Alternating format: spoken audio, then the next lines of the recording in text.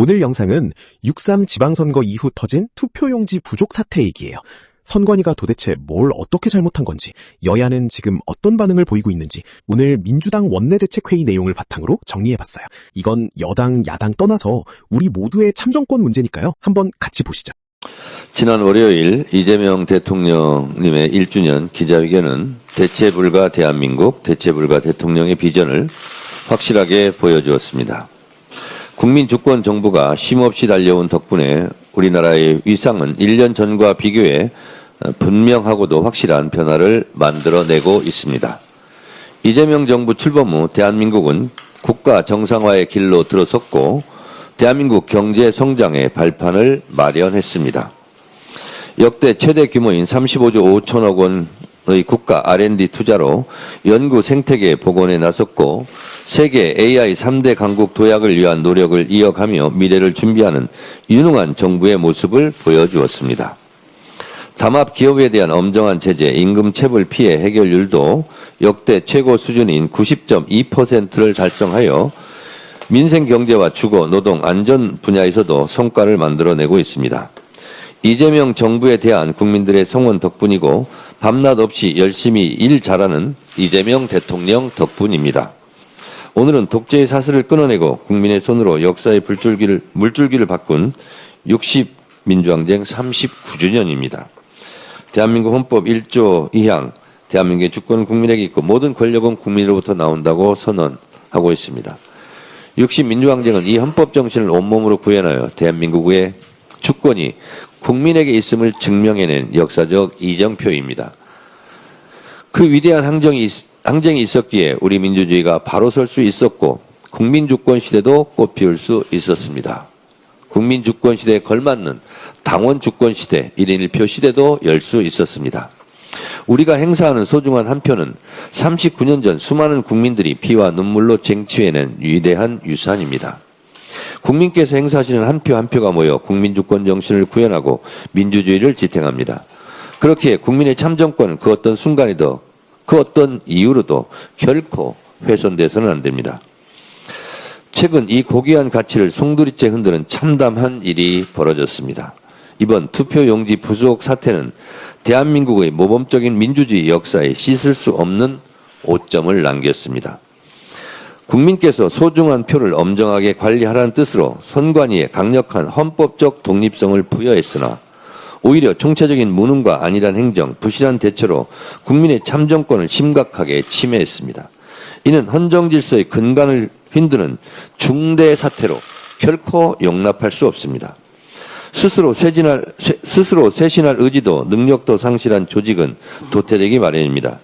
골마 터진 부위를 과감하게 도려내고 선거관리체제의 근본적인 대개혁을 단행해야 합니다.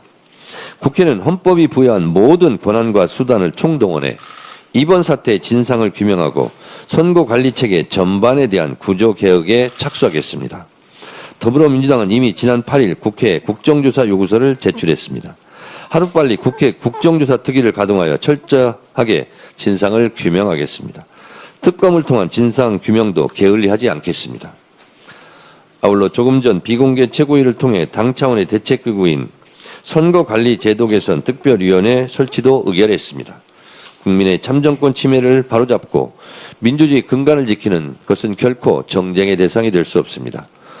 오늘은 60 민주항쟁 제39주년 기념일입니다.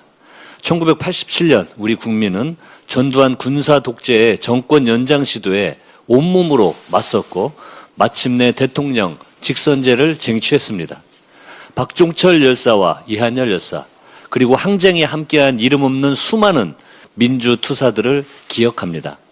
39년 전 대한민국의 민주주의를 지킨 시민항쟁의 정신은 박근혜 국정농단에 맞선 촛불혁명과 내란을 몰아낸 비세혁명으로 이어졌습니다. 그 정신은 내란 수계 윤석열을 파면하고 국민주권 정부를 탄생시키는 불씨가 됐습니다. 대한민국을 지킨 건 언제나 우리 국민이었습니다. 이제 민주당과 이재명 정부가 국민 여러분을 지키겠습니다. 민주당은 60 민주항쟁의 빛나는 정신을 이어받아 헌정 질서와 민주주의를 더욱 바르게 세우겠습니다. 우리 민주당은 6월 3일 지방선거에서 승리하지 못했습니다. 내란 청산과 민생 회복, 이재명 정부 성공의 발판 마련이라는 목표도 이루지 못했습니다. 우리의 방심과 나태가 부른 이 참담한 결과를 깊이 성찰합니다. 저부터 책임을 통감하고 8월 전당대회에 출마하지 않기로 했습니다. 지난해 김민석 총리의 빈자리에 보궐로 들어와 짧은 기간 동안 지도부로서 활동한 만큼 연임에 대한 당원들의 권유도 있었으나 압도적으로 이겨야 할 이번 지방선거에서 승리로 이끌지 못하고 실패한 지도부로서 지도부의 한 사람으로서 출마하지 않는 것이 당원에 대한 저희 도리라고 생각합니다. 남은 2달여 민주당이 유능한 집권 여당으로 다시 설 기틀을 마련하기 위해 더욱 헌신하겠습니다. 대통령께서 취임 1주년 기자회견에서 하신 말씀처럼 우리는 이겨야 할 곳에서 졌고 과연 죽을 힘을 다했는지 이 결과를 국민의 경고로 받아들여야 합니다. 국민은 이재명 정부를 전폭 지지하며 민주당이 그릴 대한민국과 삶의 힘이 되는 비전을 듣고 싶어 했지만 우리는 그 마음을 헤아리지 못했습니다. 공천 갈등과 선거 과정의 삐걱거림은 중도층, 청년, 영남 민심의 거부감을 안겼고 우호적인 야당과의 관계 관리에도 실패했습니다. 기득권에 안주하는 낡은 여당에 머물지 말라는 국민의 경고, 특히 2030 세대의 선택에 담긴 뜻을 무겁게 새기고 근본부터 바꿔야 합니다. 국민은 언제나 옳습니다. 생사를 도려내는 혁신으로 유능한 집권 여당으로 다시 태어나지 못하면 우리는 가장 성공한 대통령을 배출하고도 정권 재창출에 실패할 수 있습니다. 국민의힘을 택한 국민의 마음까지 헤아리지 못한다면 2028년 총선과 2030 대선에서 더 큰 실패를 마주하게 될 것입니다. 국민이 죽비를 내리치는 지금이 혁신의 마지막 기회입니다. 지방선거가 끝난 지 일주일이 지났습니다. 이제 승패를 넘어 이번 선거 결과에 담긴 민심의 의미를 냉정하게 돌아봐야 할 때입니다. 저는 최고위원의 한 사람으로 이번 선거 결과를 매우 무겁게 받아들이고 있습니다. 선거 관련 평가위원회를 구성하고 백서를 만드는 것과 별개로 국민과 당원은 지도부의 반성과 성찰을 요구하고 있습니다. 반성하겠습니다. 성찰하겠습니다. 그리고 국민의 뜻과 당원의 뜻을 충분히 살피지 못한 부분이 없었는지 저 자신부터 깊이 돌아보겠습니다. 이번 선거에서 우리는 많은 지역에서 승리했습니다. 그러나 그것만으로 모든 것을 설명할 수 없습니다. 분명한 것은 우리는 이길 수 있었던 곳, 반드시 이겨야만 했던 곳에서 아쉬운 결과를 얻게 됐습니다. 기대했던 지역에서 국민의 선택을 받지 못한 것도 있었습니다. 이재명 대통령께서 분명히 말씀하셨습니다. 납득하기 어려운 결과가 나왔다. 이번 선거를 졌거나 반드시 이겨야 할 곳에서 졌다면 성공이라 말할 수 없다. 저는 대통령의 이 말씀을 무겁게 받아들입니다. 그리고 지도부 모두는 무겁게 받아들여야 된다고 생각합니다. 이번 선거 결과 속에서 민주당과 정부에 대한 기대와 함께 경고도 담겨 있다고 생각합니다. 선거 이후 나타난 여론의 흐름 역시 우리에게 적지 않은 숙제를 던져주고 있습니다. 이 흐름은 결코 야당이 잘해서 만들어진 결과만은 아닙니다. 국민께서 민주당에 더 겸손해지라고, 그리고 더 민생 속으로 제대로 들어가라고, 더 치열하게 일하라고 보내는 경고의 메시지이기도 합니다. 우리는 그 목소리를 외면해서는 안 됩니다. 어떻게 보면 지금 필요한 것은 자기 합리화가 아닙니다. 누군가를 탓하는 일도 아닙니다. 무엇이 부족했는지 냉정하게 성찰하고 무엇을 고쳐야 하는지 진지하게 고민해야 합니다. 선거에 대한 평가와 복귀는 이미 시작됐습니다. 당에서도 선거 결과를 정리하고 성찰하는 작업을 진행하고 있습니다. 중요한 것은 형식이 아니라 내용입니다. 어떤 방식으로 정리하든 그 과정이 국민 앞에 솔직해야 됩니다. 성과는 성과대로 기록하되 부족했던 점은 부족한 점대로 숨김없이 돌아봐야 합니다.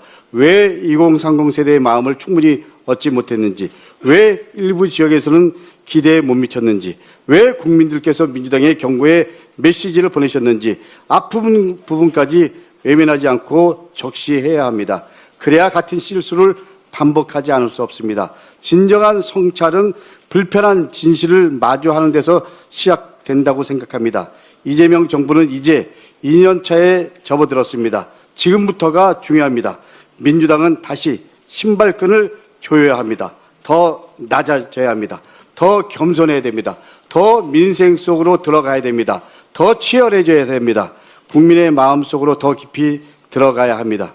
그리고 국민께서 보내주신 경고를 겸허하게 받아들이고, 그리고 국민께서 보내주신 기대는 더 큰 책임으로 응답하는 민주당의 자세 갖도록 하겠습니다. 민심은 늘 옳습니다. 선거는 끝났지만 민심에 대한 평가는 지금부터 시작합니다. 민주당이 국민의 신뢰를 더 크게 얻고, 그리고 이재명 정부의 성공을 든든하게 뒷받침할 수 있도록 저부터 더 낮은 자세로 성찰하고, 그리고 더 치열하게 뛰겠습니다.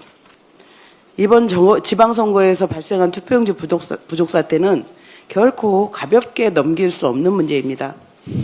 선거는 민주주의의 출발점입니다.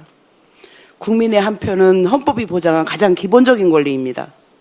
그런데 일부 투표소에서 투표용지가 부족해 투표가 지연되고 유권자들이 대기표를 받고 기다리는 일이 벌어졌습니다.